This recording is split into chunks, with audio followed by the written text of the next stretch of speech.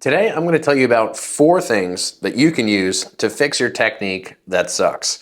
And first, before we talk about the 4 things, we need to actually just very briefly describe what is technique. Technique, people overcomplicate this. Technique is basically just putting yourself in a position to accomplish a goal, right? So the technique that you use for a bench press is different than the technique you use for an incline press because those 2 things are made for different goals, okay? Technique can't be good or bad without context. Let's just clear that up. Another word that we have to use or have to really clearly define in this conversation around technique is the word control. So when I use the word control in this video, what control means precisely is acting against resistance. When we say we lose control of the weight, what we really mean is we stop acting against the direction that a weight is pulling us. So if I lose control in let's say a pull down motion and I'm pulling down, and let's say I lose control coming up to the top, that might mean that I stop actively pulling down, and so the weight just kind of starts flying through the air because I'm no longer controlling the load. So technique and control, those are 2 terms you need to know and need to clearly define to understand this whole conversation. Cool, cool. So the first fix, and this doesn't require, 3 of the 4 that I'm going to talk about today do not require any specific knowledge of biomechanics or anything really complicated, rather just common sense knowledge and understanding. So the first thing is to create hard starts and stops to your range of motion. This sounds obvious, but this is the first and most obvious thing that I think most people are ignoring, which is that although we have so many discussions around like range of motion, how much, how little, can you get a deep stretch, can you get a deep squeeze, whatever it happens to be, just like put all of it to the side and just look at one exercise that you're doing. Just picture as I'm talking one exercise. Do you have clearly defined stop points and start points? Okay, so let's use an example of a pull down. Okay, if I'm going to do a machine pull down that I'm showing here, I have defined my start and stop by basically my stop as being my arm roughly right by my side, number 1, and my start, depends on how you look at this, but my stop is my arm right at my side because it's the end of the contracting sort of portion of the range, the end of the concentric. And my start is the full stretch where I basically got a slight bend in my elbow, but my shoulder is kind of fully shrugged upward toward the top to get a stretch on the lowermost portions of the lats, also the upper lats. And so those are my 2 endpoints. Now, whether or not you use those exact stop points is essentially irrelevant, right? You could go a little bit higher, you could stop a little bit sooner. The only thing that I would recommend as a hard rule is you need to start with the technique, the starts and the stops that you can actually control.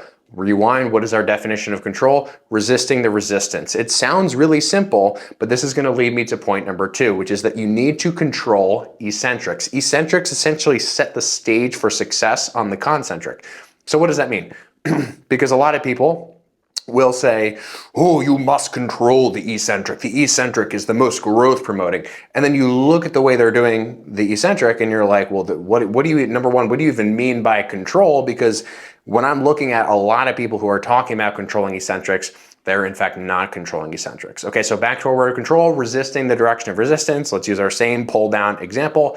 If I am actually controlling the eccentric, practically speaking, what this means is I'm driving my elbow and my armpit in my hand all downward simultaneously the entire time. Now that's going to sound somewhat confusing to some of you because it might make sense to you like, oh yes, I'm doing a pull down.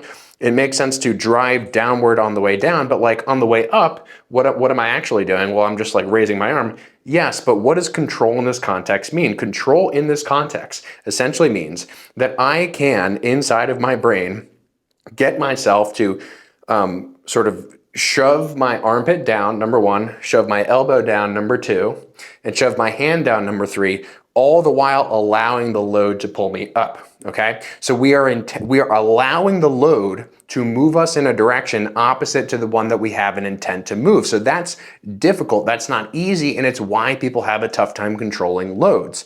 Now, for the most part, in my observation, people who tend to lean in the direction of like the tossing techniques, you see many sort of old school bodybuilders and even current bodybuilders sort of tossing weights all over the place. A lot of people seem to think that that's like hardcore and it's harder and it's more challenging because you can use more load.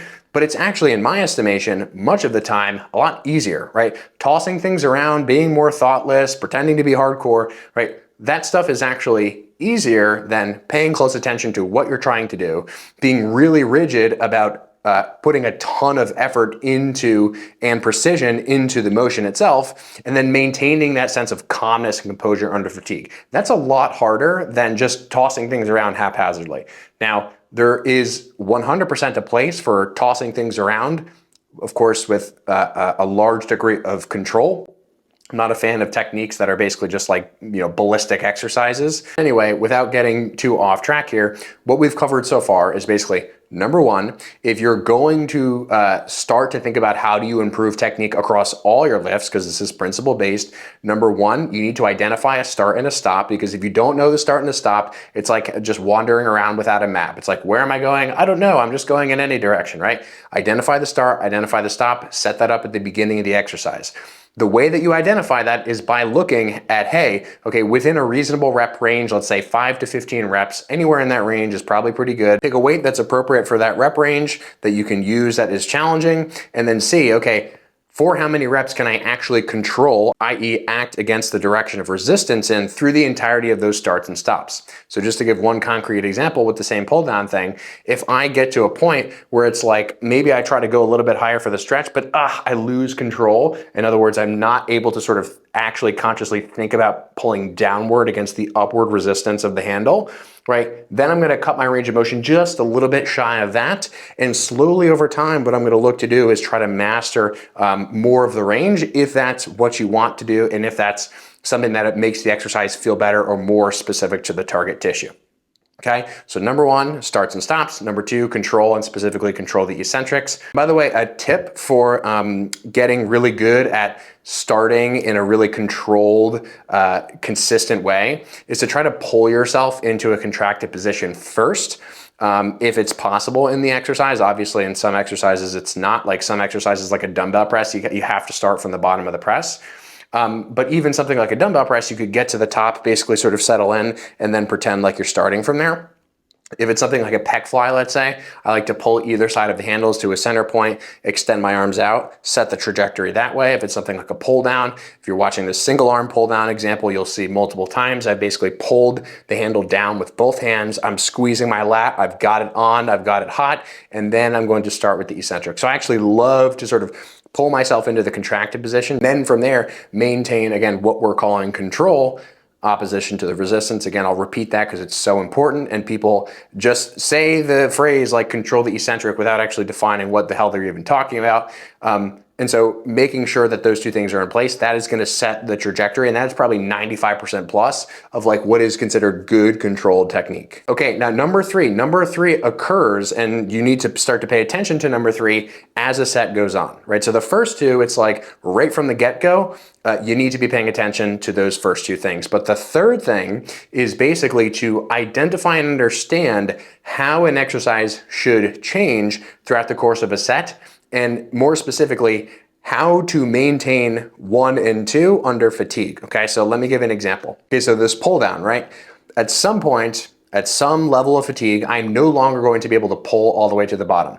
We won't get into the specifics of why, but in short, after you fatigue that fully contracted position, you can do more reps. You can dig deeper into the fatigue of your lats, in this case, let's say, by doing partial reps, additional reps. And this is how I like to do all my sets. It's a personal preference. You don't have to do it, but it's how I like to do it. Now, what starts to happen at this point, and here's really what I'm trying to say, is instead of maintaining the same technique and allowing the range to gradually drop off and decrease, what people usually end up doing is they end up trying to pull to the same point that they did at the beginning of the exercise, even though the fact that their target tissue is like totally fatigued at that point.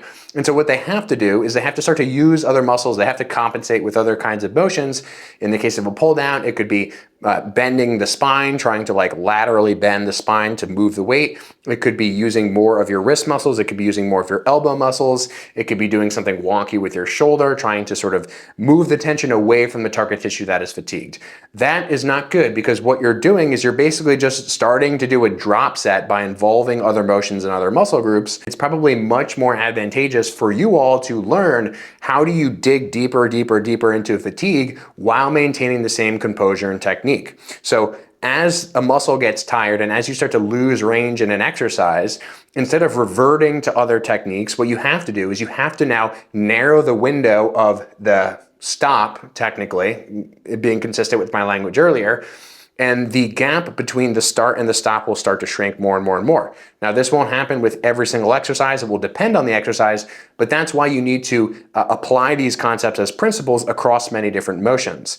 So for example, if I were doing like a super lengthened biased exercise, let's say it was a curl and I got to the end of the curl, I might get to the, last rep and it might go, and I get the full range and then I go back to the start and I might not be able to budge at all, right? If you can't budge at all out of the lengthened position, then great, there's nothing more to do.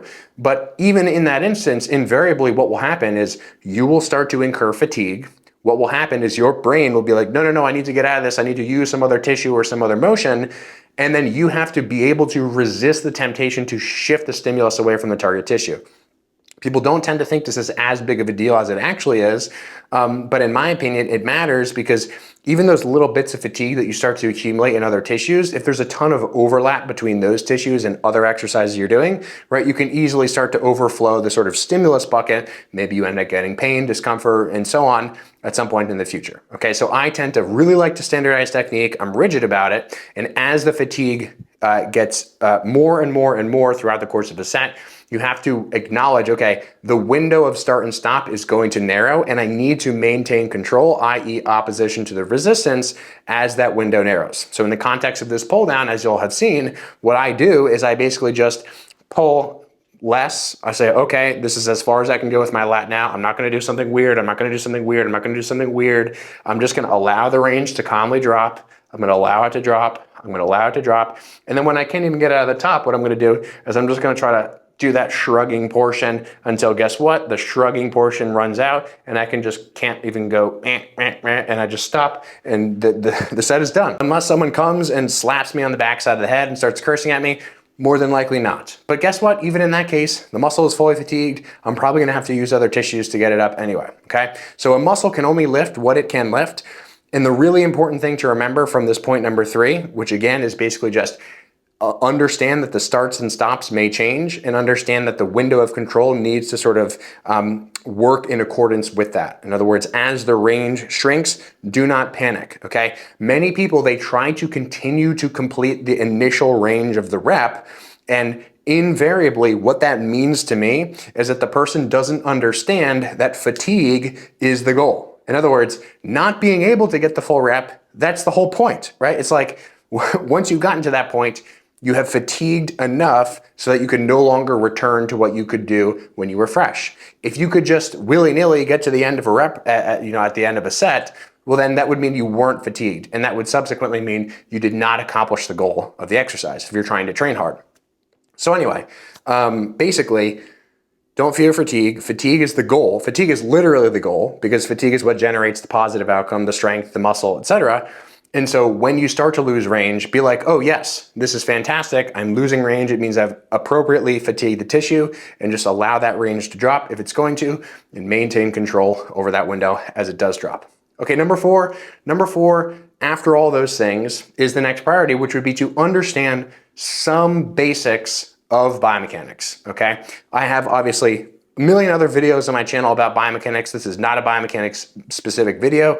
But what I will say is that it takes very little understanding of biomechanics to really get a lot from the topic.